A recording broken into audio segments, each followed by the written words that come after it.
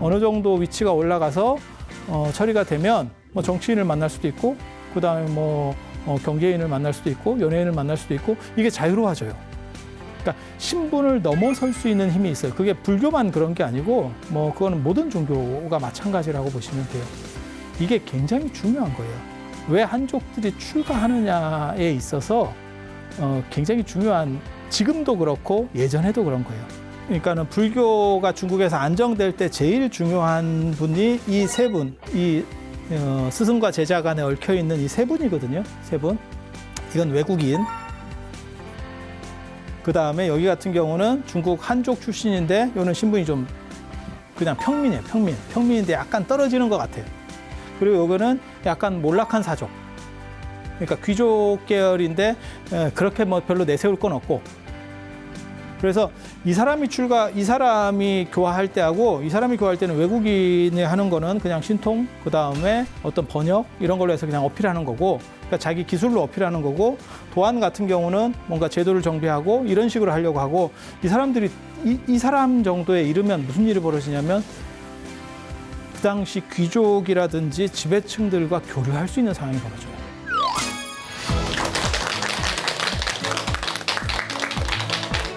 자, 안녕하세요. 인류 문명 사상 가장 진기하고 재밌고 흥미로운 여정이 있는 부다로드에 오신 것을 환영합니다. 오늘 말씀드릴 내용은요, 구마라즙에 대한 내용입니다. 그래서 구마라즙은 어떻게 보면 중국 불교의 가장 큰 획을 그은 인물 중에 한 분이에요. 그래서 불교가 중국에 정착하는 데 있어서 가장 중요한 인물을 들어라 그러면 구마라즙. 그리고 왜 그런 게 있어요. 고흐의 작품이 비싼 이유 중에 하나가 스토리가 있어서 그렇다. 그러니까는 작가가 비극적이면 훨씬 더 이 작품에 대한 우리가 평가라든지, 물론 작품 자체를 가지고 평가를 해야 되지만 작가에 대한 이게 투영되는 거죠. 그래서 그런 상황 속에서 이러한 것들을 이렇게 그렸다니, 이렇게 스토리가 있을수록 더 매력적인 인물이 돼요. 구마라즙도 그런 인물입니다. 지난번에 제가 말씀드렸던 진제라고 하는 사람은 진짜 비극적인 인물이고요. 구마라즙은 그렇게까지 비극적이지는 않아요. 하지만 이 사람을 위해서, 이 하나의 스님을 위해서, 한 분의 스님을 위해서 두 나라가 멸망하는 아주 진귀한 이야기, 그리고 어떻게 보면 동아시아에서 가장 유명한 대처승? 이라고 할 수 있는 그런 진귀한 스토리들이 아무튼 막 무진장 있는 분이 이 구마라즙이에요. 그래서 이분에 대한 이야기를 참 저도 일찍부터 하고 싶었으나 아깝지. 이런 얘기를 해줘야 될까 싶은 그리고 그 당시 시대 상황이 진짜 중국 역사상 가장 혼란한 시대 하면 전국 시대. 춘추전국 시대 할 때 그 전국 시대, 그리고 이 위진남북조 시대예요. 위진남북조 시대. 그리고 이제 요거보다는 조금 짧게 막장인 시대가 나중에 이제 송나라, 건국 직전에 있는 당나라에서 송나라 교체기에 있는 이제 5대 십국 시대, 뭐 이렇게 하는데 복잡하기도 하고 재밌기도 하고 별의별 사건들이 많습니다.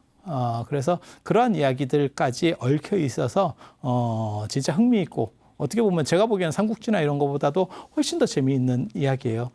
그래서 그런 이야기들을 해드릴 겁니다. 처음에 불교가 들어왔을 때는 불교가 전혀 중국에 없다가 들어오는 거기 때문에 이게 불교예요. 이것만 갖고 됐는데, 불교가 몇백 년 정도, 그러니까 중국에서 있다 보니까 무슨 일이 벌어지냐면 체계를 잡아야 되고 이걸 나눠야 될 사람이 필요한 거지. 그걸 나눠야 될 필요성이 있는 거죠. 왜냐하면 계속 뒤죽박죽된 상태가 되니까. 그걸 했던 사람이 도안이에요. 지난번에 말씀을 드렸던 도안이에요. 그 사람이 기틀을 만드는 거죠. 기틀을 만드는 거죠. 그래서 저 도안이라고 하시는 분의 연대를 한번 봐보세요. 300년에서 300년 후반을 지금 사시고 있는 거잖아요. 그리고 저 다음 세대 인물이 구마라즙입니다. 구마라즙입니다. 약 한 세대 정도 차이가 나죠. 그래서 도안이 터전을 다 닦는 거고, 그 밑에서 이제 강북에는 구마라즙, 강남에는 전에 계속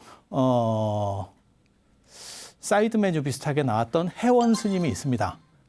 당신 주류로는 잘 안 나왔었고 이 사람 관련해서 나왔고 뭐 사문불경 왕자로 해서 나왔고 뭐 이런 식으로 해서 계속 나왔던 그 강남의 해원 스님. 그래서 강북의 구마라집하고 강남의 해원 스님은 사실 비슷한 활동 시기를 가졌다고 보시면 돼요. 그래서 우리 한국 불교 역사를 얘기하면 자장 스님이라고 하시는 분이 있어요. 신라시대 말에. 그러니까 삼국 신라시대 말에 자장 스님이라는 분이 있어요. 이분이 터전을 다 닦습니다. 그러니까 도안 스님 같은 역할을 하는 거야. 그러면 그 다음에 누가 나오냐면 의상원효가 나오는 거예요. 그걸 바탕으로. 이해가 되시죠? 그러니까 의상원효가 더 대단한 거 아닙니까? 라고 말할 수도 있지만 실제로는 그 터전이 안 다져지면 이런 분들이 나올 수가 없어요. 그러니까 한 단계 업그레이드 되는 데 있어서 그러니까 집으로 얘기하면 기초공사하는 사람. 그래서 의식이라든지 절 안에서 어떤 행동 규범이라든지 안 그러면 경전 목록이라든지 어떻게 번역을 해야 된다는 이런 기준들을 쫙 제시해서 틀을 만드는 게 도안 스님이에요. 도안 스님. 도안 스님 별명이 인수보살이라고 전에 칠도인이라는 얘기도 했었어요. 얼굴이 검었다. 그리고 팔꿈치에 무슨 글자 같은 게 있대. 이 양반이. 몰라. 이렇게 보면 뭐가 있는가 봐. 그래서 손에 도장이 찍혀 있대. 여기 팔꿈치에 도장이 있어. 그래서 인수보살이에요. 그런데 저 양반이 언제 이제 도안 스님이 중국 불교의 1인자로 이제 올라가냐면 불도징 제자가 도안이라고 계속 얘기를 했었습니다. 그런데 저기 이제 도안이 언제 이제 주류가 되냐면 전진의 부견이라는 사람. 혹시 부견 들어보셨어요? 부견이 어디서 나오냐면 한국불교사에 나와요. 한국불교사가 아니고 그냥 교과서에 나오는 사람입니다. 부견이 고구려의 불교를 전해주는 사람이죠. 372년에 고구려의 불교전례, 순도 뭐 이런 얘기 나올 때 저희 부견입니다. 그리고 그 나라 이름이 전진이에요. 제가 계속 비슷한 얘기를 했었는데 이때 중국이 남북조로 갈려 있는 거고 남쪽에는 육조시대 오, 동진, 송제, 양진. 그 다음에 북쪽에는 선비, 흉노, 갈저강. 선비족, 흉노족, 갈저강. 이 5개의 북방 유목민들이 하, 성한, 이조, 삼진, 사연, 오량 이렇게 해서 총 16개의 나라를 막 만들어 가고 있는데 이때 저 전진이라고 하는 사람이 부견이라고 하는 사람이 굉장히 대단한 사람입니다. 중국 역사에서 이런 캐릭터들이 글쎄 몇 명이나 있으려나. 나중에 이제 양무제 얘기를 해드릴 거거든요. 그게 이 양나라예요. 양무제, 달마대사 나오는 그 양무제. 이 양무제랑 어떻게 보면 저 부견이라는 사람하고 상당히 비슷합니다. 당신이 나라를 최고 전성기까지 끌어올려. 그리고 자기가 문을 닫아요. 이게 굉장히 어렵습니다. 그러니까 회사로 얘기하면 뭐냐면 내가 자수성가해서 회사를 재벌로 만들었어. 내가 말아먹어. 보통은 내가 끌어올리면 내 밑에서 말아먹어. 이해가 되죠? 진시황 같은 경우는 있어요. 진시황은 그렇게 올려놓았는데 그 다음 황제가 이렇게 가는 거예요. 그건 가능해. 수나라도 그런 거예요. 수양제 같은 경우도 마찬가지거든요. 수문제가 이렇게 올려놓으니까 수양제가 이렇게 말아먹는 가능해요. 우리나라 재벌 역사에서도 보면 아버지가 이렇게 했다가 지금 뭐 IMF 때 이렇게 갔죠. 2대 만에 간 거예요. 가능해. 근데 자기가 우리나라에도 있네. 김우중 회장님. 이해가 됩니까? 그런 캐릭터예요. 김우중 회장님이네. 세계는 넓고 할 일은 많다. 그리고 할 일이 너무 많아서 문까지 닫았지. 당신이. 이런 캐릭터예요. 그리고 그 당시에는 이제 불교가 번성하니까 이제 불교를 중심으로 해서 실제로 여기를 저 전진이 통일합니다.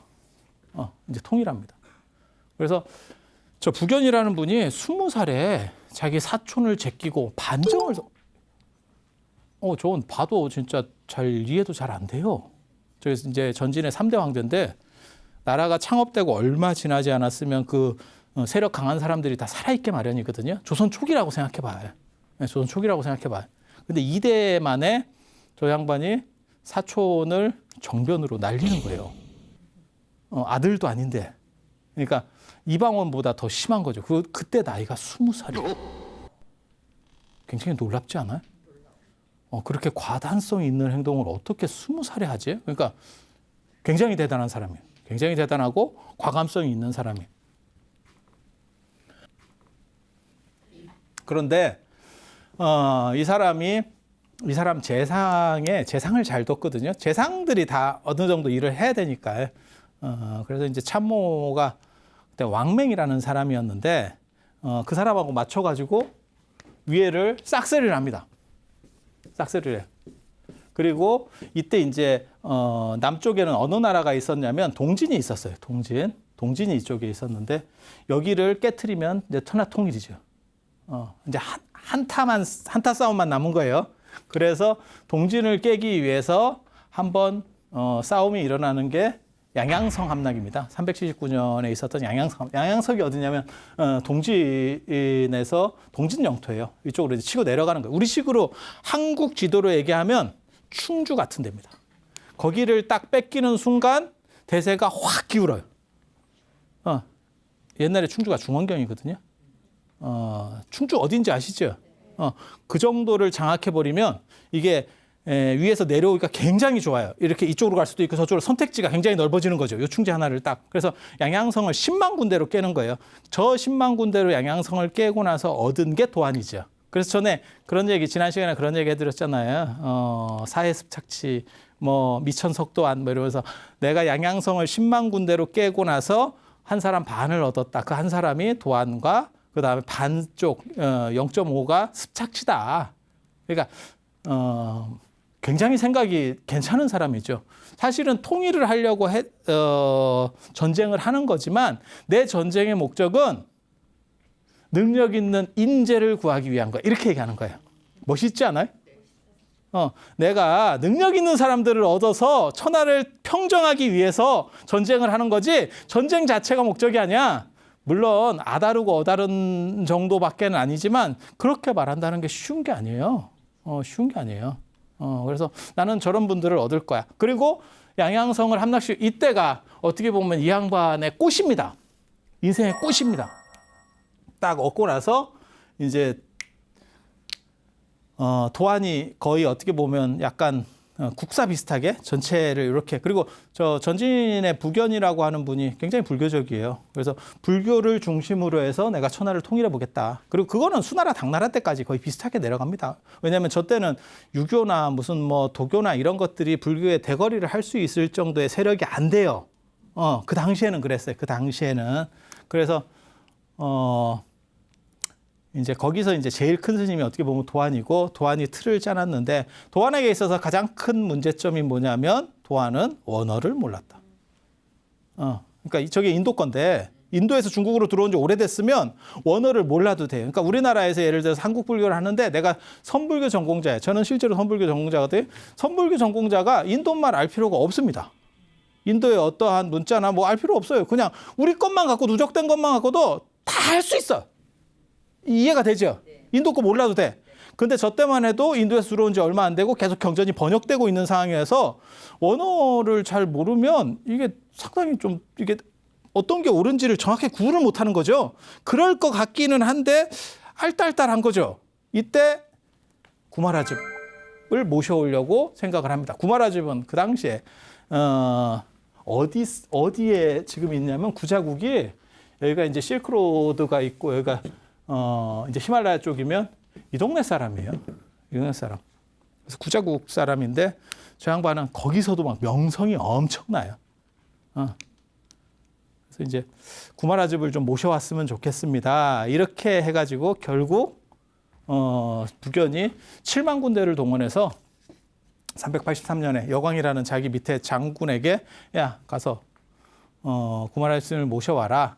그리고 맨 처음에 얘기한 건 사실 모셔오는 얘기가 아니고 이렇게 좀 보내주시면 안 되냐고 이렇게 했었어요. 처음에는. 그런데 저렇게 능력 있는 사람, 그러니까 요즘으로 말하면 최고의 학자라고 보시면 돼요. 그런 분이 한 분 어디에 딱 있으면 그 나라 전체가 살아나는 거예요. 우리도 마찬가지죠. 제가 그런 얘기 하잖아요. 선종에 그런 말이 있어요. 뿔 달린 짐승 많을 필요가 없다. 기린 하나면 된다. 기린이 뿔 달린 짐승 중에서 대장입니다. 최고예요. 기린이 뭐라고 생각하시면 되면 유니콘 같은 거 생각하시면 돼요. 그래서 일각이에요. 일각. 뿔이 하나. 그 못 긴 그 동물원 기린 말고 이 뿔이 있는 기린. 그러니까 잡것들 다 필요 없고 하나만 우뚝한 것 딱 하나만 있으면 평정이다. 이런 거거든요.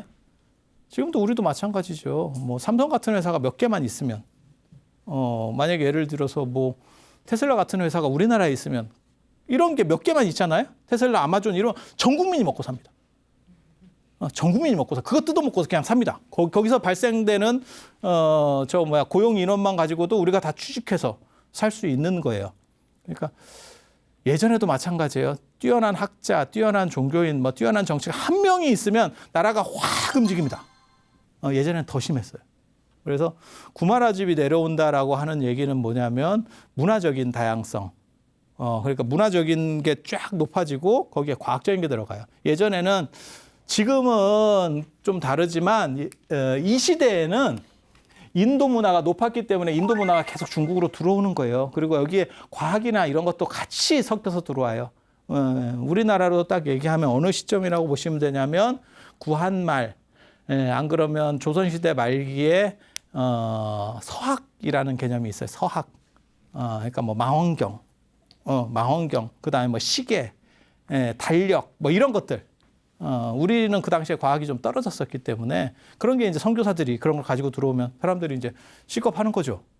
그런 것도 있었다고 생각하시면 돼요. 그래서 구마라집이 내려가면 이제 문화도 훨씬 발전하고 그 다음에 국가적인 것도 이제 번성해서 결국은 그리고 불교적 당위성도 생기는 거죠. 가장 머리 좋은 스님이 나를 지지하면 그러면 이게 쉽겠다라고 생각을 한 거죠. 그래서 구자국에 얘기를 했더니 구자국에서 노를 합니다. 구마라즙을 보낼 수 없다.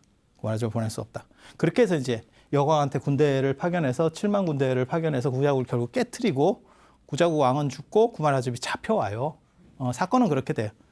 그런데 여기서 알아두셔야 될 게 단순히 그건 이제 명분이고 단순히 스님만의 문제는 아니에요. 스님 한 분을 어쩌고 엄청난 전쟁을 일으키는 건 아니고 중국이 언제나 관심을 보인 거는 서쪽은 관심을 보여요.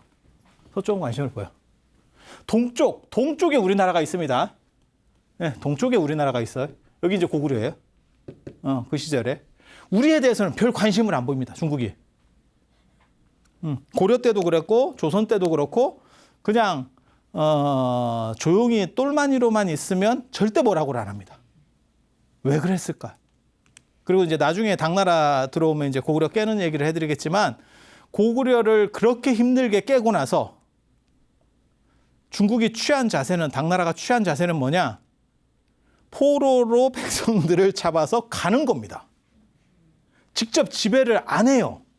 지배하지 않는 이유가 지배 비용이 세수보다 많기 때문에 그렇습니다. 그러니까 돈이 안 되죠. 사람은 적고 여기 물산이 별로 상태가 좀 메롱인 거예요. 그러니까 이쪽에 대해서는 별로 신경을 안 쓴다니까. 그러니까 그냥 포로나 잡고 그냥 빼는 거예요. 나중에 이제 당나라 때 고구려 깨지는 얘기를 해드릴게요. 그러면 이래서 깨지는 거고 그렇게 돈이 안 되는 걸 알면서도 왜 전쟁을 벌였는가도 이제 얘기를 알아야 되거든요. 이제 그렇게 하고 이 서쪽에 대해서는 관심이 되게 많아요. 왜 그랬을까? 예? 반대로 생각하면 되죠. 돈이 돼요. 서쪽에 뭔 돈이 됩니까? 실크로드. 그러니까 저기는 어떻게 해서든지 갖고만 있으면 저희가 캐시카우예요. 계속 돈이 들어와. 이쪽은 갖고 있으면 광활해. 저거 뭐 목장이야? 뭐 이런 거. 이해가 됩니까? 그러니까 어떻게 보면 고구려 쪽 같은 경우는 러시아로 얘기하면 약간 알래스카 같은 분위기? 저걸 계속 유지를 해야 될까? 그때는 그렇게 생각한 거예요. 지금은 아마 러시아가 알래스카 판 게 가장 큰 요 근래에 있어서 가장 큰 문제가 되는 거고 예전에는 그게 그렇게 필요할까? 뭐 이런 생각을 했었던 거겠죠. 그러니까 이렇게 헐게 넘겼겠지. 그래서 완전히 상황이 달라요. 그래서 중국은 서쪽에 대해서는 무진장 관심이 있어요. 언제까지? 해상 실크로드가 완성될 때까지. 그래서 해상 쪽으로다가 무역 루트가 싹 바뀌면 그 다음부터는 실크로드는 거의 잊혀진 세계가 됩니다. 그래서 도난 같은 경우도 그렇게 남을 수 있었던 이유 중에 하나가 뭐냐면 어느 순간에 그쪽 노선들이 사라지면서 이제 별로 필요가 없는 거죠. 덥기만 하고 야 거기 살기만 힘들고. 이게 인간이라는 게 참 재밌어요. 아무리 덥고 척박한 땅이라도 돈이 돼? 갑니다. 갑니다. 그런데 돈이 안 되고 덥고 척박하기만 해. 버리죠. 버리죠. 그렇게 가는 거예요. 그래서 해상 루트가 완전히 정착하기 전까지는 여기는 거의 금밭이라고 보시면 됩니다. 금밭이라고 보시면 됩니다. 그래서 인도로도 가고 그 다음에 로마로도 가고 그리고 여기는 그냥 막 가지고 있으면서 톨게이트에서 통행세만 매기면 돈이 쫙쫙쫙쫙 들어오는 거예요. 이거 최고지예요. 뭐 시설 투자를 할 필요도 없고 단 그렇게 돈이 많이 되니까 무슨 일이 벌어지느냐 노리는 놈들이 있지. 저거 내가 하면 되게 좋을 것 같은데 뭐 기술 개발할 필요도 없고 그냥 통행세로다가 끝내는 거니까 얼마나 좋아. 그러니까 노리는 놈이 있으니까 그 돈 중에 일부를 군사를 배치를 해야 되는 그런 부분들이 있는 거예요. 그래서 구자국을 공격하는 이유 중에 하나가 뭐냐면 이제 명분은 구마라집을 모셔오려고 했다라고 하지만 실제로 거기에는 저런 부분이 존재하는 거예요. 지역적으로 저기는 필요한 거야. 제국을 운영하기 위해서 여기는 꼭 장악해야 되겠어. 페르시아만 같은 거지. 야 이거 괜찮겠는데? 뭐 이런 생각을 딱 드는 거죠. 그래서 그렇게 생각하시면 되고 그렇게 해서 이제 모셔오게 결국은 되는데 이제 구마라집 얘기로 잠깐 앞으로 넘어가서 이 구마라집이 어떤 사람인가를 얘기를 해드릴게요. 구마라집 뭐 구자국 사람이고 지금은 쿠차라고 하는데요. 기질에 천불동이 있는 데인데 저게 좀 애매합니다. 이름이 구마라집이 원래 쟤네 나라 말로는 어떻게 쓰는지는 모르겠고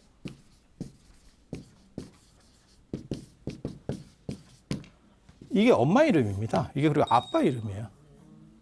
그래서 아버지 이름이 구마라염이에요. 엄마 이름이 지바입니다. 이 지바가 이제 약간 굉장히 재밌는 사람이에요. 지바 이게 아이동자고 어리다라고 하는 뜻이고 이게 목숨 숫자예요. 이게 지바가 수로도 번역이 되고 명으로도 번역이 돼요. 이게 자이나교에서 말하는 생명의 본질을 지바라고 하는 거예요. 외도식 이름입니다. 근데 저 엄마가 굉장히 특이한 사람이에요. 저게 구마라즙의 공주인데, 공주인데 진짜 희한해. 저 아버지는 인도 사람이라는 설도 있는데 아마 구자국 출신일 거예요. 두 가지 설이 있거든요. 인도에서 왔다라는 얘기도 있고, 뭐 구자국 사람이라고 하는데, 제가 보기에는 전후 관계상 구자국 사람일 것 같아요. 그래서 구자국이 원래 귀족 출신인데, 신라로 얘기하면 뭐 진골 출신 같은 건데, 인도로 넘어가서 저쪽에서 이제 인도를 살살살 해가지고 인도로 가서 이쪽이 이제 캐시미르라는 지역이에요. 이게 개빈국 뭐 이런데 여기도 굉장히 좋은 데입니다. 지금은 여기가 어디냐면 파키스탄 그 옆에가 이제 빈라덴이 있던 데 있잖아요. 아프가니스탄 이런 데거든요. 스탄이 땅이라는 뜻이에요. 굉장히 좋은 데입니다. 저희가 왜? 딱 봐. 여기도 무역에서 이렇게 들어오는데 여기만 잡고 있으면 통행세가 엄청 나올 것 같지 않아요? 저희 문명의 교차로예요, 진짜. 땅값 겁나 비싼데. 졸고 있어도 사람들이 왔다. 근데 그냥 두당 얼마씩 매기기만 하면 돼요. 이게 세금만 그냥 매기면 못 통과하고 갈 수가 없어요. 엄청 좋지. 엄청 좋지. 지금은 어때요? 지금은 별 볼 일 없지. 지금은 별 볼 일 없지. 그러니까 이게 땅값도 시절을 잘 만나야 돼요. 저 때는 뭐 저기는 투자만 하면 끝나는 겁니다. 우리 어렸을 때 강남 생각하시면 돼. 사놓기만 하면 끝났어. 인생 끝이야. 그런 터예요. 그런 터. 그래서 이렇게 돈이 많은데 특징이 뭐냐면 문화가 발전해요. 돈이 많으면 당연히 여러 가지 이런 문화적인 거라든지 안 그러면 사회 기반적인 것들이 위로 상향할 수밖에 없죠. 그렇지 않을까? 그건 뭐 당연한 얘기죠. 돈 없는 사람들이 무슨 놈 문화야. 먹고 살기 바쁜데. 여러분 어렸을 때 그랬잖아요. 땅강아지나 구워 먹고, 땅 따먹기 이렇게 해가지고 그런 건 하고 있고 비석치기 뭐 이런 거 하고 있었지. 무슨 놈은 뭐가 있었어? 아무것도 없었지. 그런 것만 갖고도 행복했었지. 없으면 그런 거고. 지금은 그러는 거 애들이 뭐 자기 손자가 땅에서 이렇게 흙장난하고 야 그거 지저분하다. 여러분들은 그거 맛도 보고 했었잖아요. 이게 천일염인가 뭐 이러면서 이렇게 한 번씩 먹어도 보고 뭐 했었던. 그러니까 이게 돈이 있으면 당연히 그런 게 다 발전하는 거예요. 그래서 학문도 발전하죠, 당연히. 그래서 이렇게 와가지고 여기로 오고 뭐 인도로 살짝 들어가고 그래서 그 양반이 출가를 했다는 거예요. 귀족 출신들이 출가하는 경우가 이제 두 종류가 있는데 밀려서 출가하는 경우가 있고 자기 의지로. 우리나라도 이제 뭐 자장 스님이라든지 안 그러면 의천 스님 이런 분들은 자기가 의지로 출가하니까 돈 생각 없고 공부 열심히 하죠. 왜냐하면 내가 재벌집, 요즘으로 말하면 재벌집 아들인데 아유 나 그거 상속 이런 거 필요 없고 나 공부할래 이렇게 한다고 생각해봐요. 얼마나 열심히 하겠어요. 내가 좋은 걸 찾아서 가는 건데요. 그래서 출가해서 그 구마라염이라는 사람이 출가해가지고 스님이 돼서 이렇게 쫙 다시 돌아온 거야. 그 나라로. 내가 말이야 이게 우리식으로 말하면 그런 거지. 일제강점기 때 뭐 와세다 대학을 나왔어요. 뭐 이렇게 딱 오는 거야. 그러면 이제 이 동네 최고 지식인이지. 야 너네 뭐 게임 내가 가보니까 이제 이러면 벌써 경기가 끝이에요. 그래서 딱 그런 상황이 된 거죠. 그때 이 지바가 20살이었는데 이게 눈이 굉장히 높아요. 그리고 저 양반 진짜 희한한 사람이야. 이해할 수 없는 어떻게 보면 헬리콥터 마음의 시조고 굉장히 특이한 사람입니다. 야 저런 여자랑 과연 살 수 있을까 싶을 정도로 변덕스럽고 왜냐하면 그때 자기가 20살이었는데 그 구마라염이 스님인데 저 양반하고 결혼하겠다 이렇게 나오는 거예요. 아니 그럴 수도 있지 뭐 지식인이고 자기는 이제 어떻게 보면 공주고 그다음에 저 사람은 그 당시에 그 나라의 최고 지식인이니까 스님이라도 그러면 그렇게 할 수도 있잖아요. 그걸 내가 뭐라고 안 해. 사람이 살다 보면 그럴 수도 있잖아. 그걸 뭐라고 안 해. 그렇게 해서 결혼을 했어요. 결혼을 했어. 근데 되게 재밌는 게 여기 붉은 사마귀가 있다. 이 집이 지바거든요. 구마라 지바라고도 하고 구마라 집이라고도 하는데 요게 지금 지바를 집으로다가 그냥 한 글자로다가 넣어버린 거예요. 그래서 요게 이제 엄마인데 이름도 되게 웃기지. 아버지하고 엄마를 이렇게 해서 이름을 지는다는 게 저게 저 동네 풍습이래. 나 그거 읽으면서 되게 웃기더라고요. 우리나라도 요즘 최근에 저런 거 했었잖아요. 성씨. 아버지하고 어머니 성씨를 같이 붙이는 거 뭐 이런 거 했었잖아요. 근데 야 이름 붙이면 그때도 제가 그런 생각했거든요. 야 성씨를 그렇게 붙이면 몇 대만 계속 붙이면 성만 한 20자 되는 거 아니냐? 그래가지고 한 20, 30대 내려가면 성 쓰는데 한 50자를 써야 돼. 초등학교에 들어갔는데 선생님이 야 네 이름 한 20번 써와 이러면 이름 쓰다가 1시간 가요. 시험 보려고 야 이름을 똑바로 써 이러면 이름 쓰다가 한 5문제는 날아가는 거예요.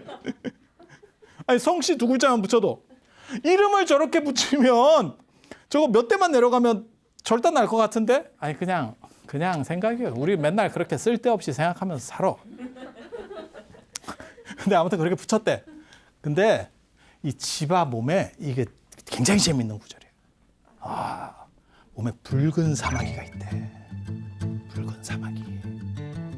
이게 왜 중요하냐면 붉은 사마귀가 있으면 똑똑하고 귀한 애가 나온대.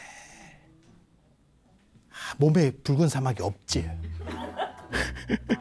지금이라도 이렇게 사마귀에다가 주사로 해가지고 빨간 뭐 국물이라도 이렇게 잉크라도 넣어서 한번 시도해봐. 그렇게 해서 붉은 사마귀를 넣으면 무슨 일이 벌어지느냐? 공장이 문을 닫았지. 그러면 사마귀만 있어. 사마귀만 나중에. 되게 재밌는 게 동아시아에서는 그래요. 제가 이런 얘기하면 또 사람들이 이상하게 들을지도 모르겠는데 제가 쓸데없는 책도 되게 많이 봤거든요. 그렇게 보면 눈에 보이는 점이 있으면 다 안 좋다라고 얘기해요. 그러니까 보이는데라는 게 뭐냐면 이렇게 드러나는데 요즘은 보이는 면적이 워낙 크니까 그런데 예전에는 보이는 면적이 별로 안 됐잖아요. 그런데 점이 있으면 다 안 좋다는 거예요. 근데 그런 거하고는 좀 다른 것 같아요. 얘네는 붉은 사마귀가 있으면 굉장히 귀한 총명한 놈이 나온대. 그래서 지바 몸에 붉은 점이 있었대. 붉은 사마귀가 뭔가 대박이 날 거다. 무슨 설총 스토리 같기도 하고. 근데 저게 애를 베니까 실제로 이제 결국 지바가 우겨가지고 애를 베요. 이제 구마라염이 이제 속퇴해가지고 애를 베는데 베니까 나는 저 얘기는 불교 경전에는 똑같아요. 그 고승전에도 그렇게 나와. 그런 얘기는 사리불 외에는 없거든요. 어머니가 애를 베니까 어머니가 갑자기 똑똑해졌다. 그러니까 그 영혼이 애가 들어오니까 이게 워낙 강력하니까 보통은 엄마는 성체고 애는 미소하잖아요. 그러니까 이제 엄마 기질에 이게 그렇게 밖에는 방법이 없거든요. 못 이깁니다. 그래서 그게 충돌하면 사산이 될 수도 있고 유산이 될 수도 있는 거고. 그래서 어머니에게 어머니가 강한데 뭐 처음에 태어나서도 마찬가지지. 그런데 얘가 포스가 얼마나 강력하냐면 잉태되는 순간 어머니가 바뀌어. 그래서 어머니가 갑자기 외국어를 하고 머리가 겁나 좋아져. 그게 사리불 전기에서 나오는데 구마라집도 똑같은 얘기가 나와. 이렇게 해서 애를 낳았더니 이 양반이 뭐라고 했는지 알아? 이게 이제 문제인 거야. 난 출가를 해야겠다. 야, 지금 장난해? 내가 이 사람 입장이라고 생각해봐. 야, 내가 출가해갖고 스님으로 살고 있었는데 네가 나 좋다고 진장 뭐 중내산에 해가지고 출가. 그 내가 너랑 이렇게 됐잖아. 근데 지가 간대. 그러니까 남편이 야, 그런 경우가 어딨어? 이런 멍멍이 같은 경우 이런 17 뭐 이러면서 이렇게 했다는 거요. 아니 얼마나 황당하겠어.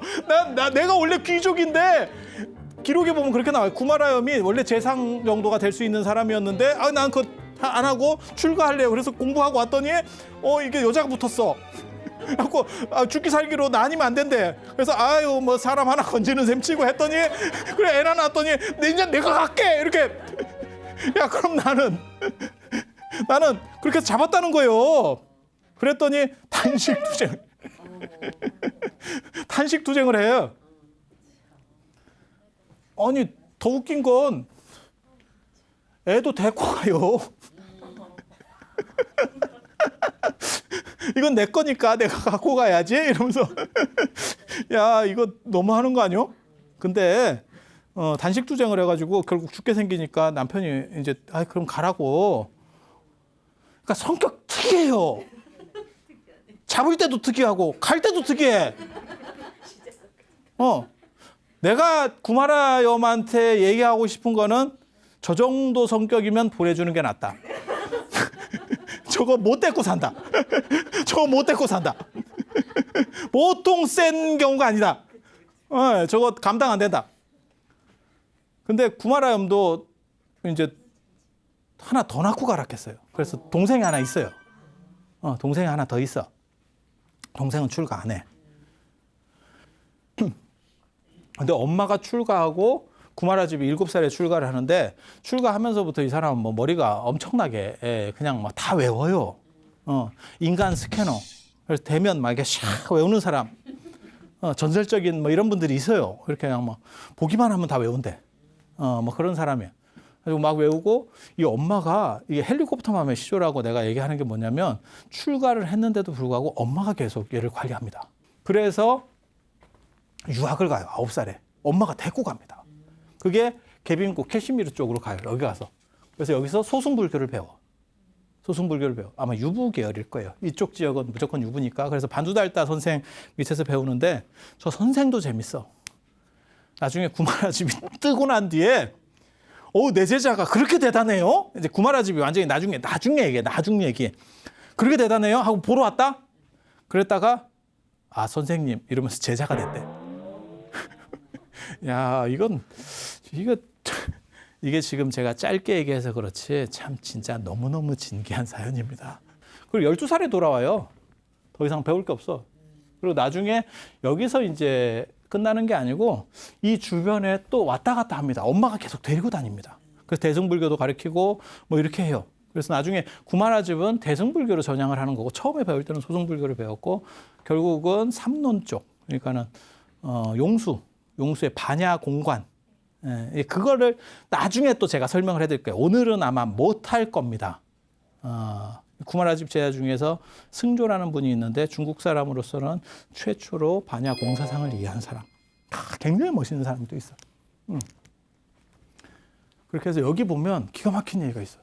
35살까지 다 이제 12살에 이 예언을 받는 거예요. 35살까지 얘가 파괴하지 않으면. 우바국다가 누구냐면 아쇼카 왕의 어떻게 보면 왕사나 국사 같은 사람이에요. 아쇼카 왕을 불교로 쫙 이렇게 하면서 이런 제국을 이렇게 관할할 수 있도록 해주는 사람, 이렇게 인도해주는 사람, 그러니까 멘토지. 아쇼카 왕의 멘토. 그럼 우바국다 같이 될 사람이다라고 얘기를 해. 파괴하지 않으면 이 기록을 보면 되게 재밌어요. 사실 결국은 나중에 구마라 집이 파괴를 하거든요. 그래서 이제 파괴를 하면 약을 엄청 잘 팔고 공부를 잘하는 법사가 될 거다. 이렇게 돼요. 둘 중에 하나다. 그렇게 결국은 구마라 집이 파괴를 해서 법사가 됐다. 스토리는 그렇게 돼요. 근데 저 기록을 읽어보면 되게 재밌는 게 35살까지인데 이 양반이 파괴하는 때가 언제냐면 383년이거든요.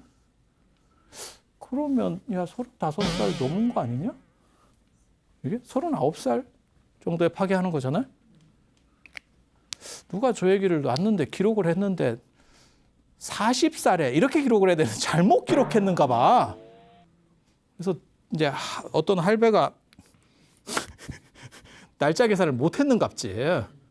한 40살에 정도 했으면 딱 맞는데 35살. 아무튼 스토리는 그거예요. 그래서 이때까지 파괴하지 않으면 이제 이 사람은 굉장히 대단할 거다. 라는 예언을 듣게 되고 여기서 이제 구자국에서 굉장한 명성을 떨치고 저 동네에서 실크로드의 이름이 쫙 퍼집니다. 그리고 실크로드가 계속 사람들이 왔다 갔다 하기 때문에 야 어디에 뭐 대단한 사람이 있다더라.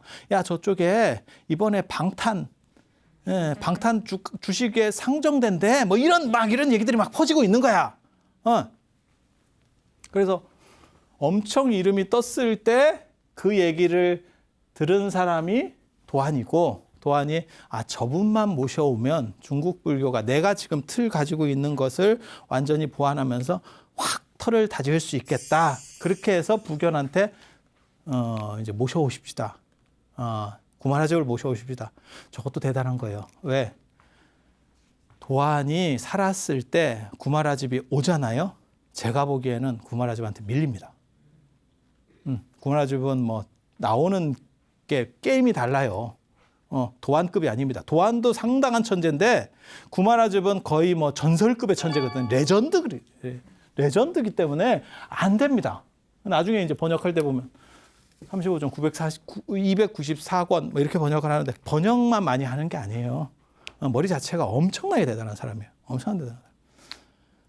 그런데 사람이라고 하는 게 자기보다 내가 여기서 1인자야. 그런데 저쪽에 1인자인데 나보다 셀 것 같아. 안 모시고 옵니다. 이게 굉장히 중요한 거예요. 근데 발전하는 집단의 특징 중에 하나가 나보다 더 대단한 사람이라도 저 사람이 나보다 잘할 것 같으면 모셔오는 거예요. 굉장히 어떻게 보면 낭만적인 이야기예요. 그렇게 해서 결국 부견이 여광한테 7만 군대 줘서 구자국을 깨트리고 구마라 집을 잡아요. 그런데 아이러니하게도 이 두 분은 못 만나요. 이 두 분은 못 만나요. 구마라 집이 제대로 못 옵니다. 중국으로. 한 16년, 17년 동안 저 동네에서 계속 이상한 하류 인생 비슷한 삶을 살게 돼요. 그건 진짜 또 다른 구마라 집 인생의 또 다른 막이에요. 지금까지는 황금기입니다. 여광한테 잡힌 뒤부터 여광은 불교를 별로로 봅니다. 그래서 네가 그렇게 대단해? 라고 하면서 이제 생체 실험에 돌입하고 사람을 개처럼 굴리는 그게 이제 한 16년, 17년간 돼요. 뭐 그렇게까지 힘들게 산 거는 초반 같고 뒤에는 괜찮았어요. 그리고 그 사이에 초반에 파괴를 합니다. 여광이 이제 술 먹여가지고 이렇게 뭐 해서 구자국의 왕실 사람하고 이렇게 뭐 하는 또 그런 스토리가 나와요. 이제 그만하지. 1막 끝났네. 2막 언제 할 것 같아요? 그래. 어쩔 수가 없는 거야, 이게. 나도 말하고 싶어서 미치겠어. 이게 한 번에 이게 무슨 뭐 이렇게 1시간씩 할 게 아니고 한 6시간, 7시간씩 해야 돼. 그래서 한 번에 다 이렇게 쫙 할 수 있게. 그렇지만 여러분들은 화장실도 가야 되고 그리고 그런 집중력이 없기 때문에 그래서 불교 TV에서 이렇게 잘라놓은 거예요. 이게 깊은 배려지. 그래서 오늘은 여기까지 하고 다음 시간에 이어서 할 수 있도록 그렇게 하겠습니다. 자, 들어주셔서 감사합니다.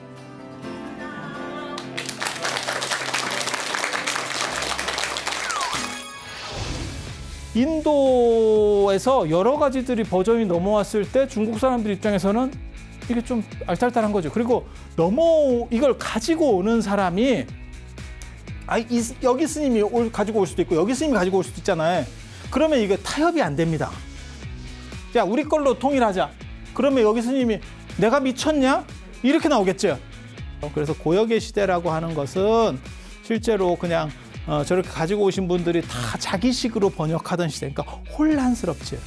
그리고 이제 나중에 구역의 시대, 구역이 이제 구마라집이 어떤 틀을 딱 정하는 거예요. 그래서 당신이 그 틀에 의해서 병전을 번역하니까 어떤 기준이 딱 만들어지면서 불교가 확 퍼지게 되는 거고, 이분의 번역의 특징은 뭐냐면, 저 구역의 특징은 뭐냐면 중국화된 중국 관점을 중국 사람들이 이해하기 쉬운 번역. 그러니까 불교를 정착시켜야 되니까.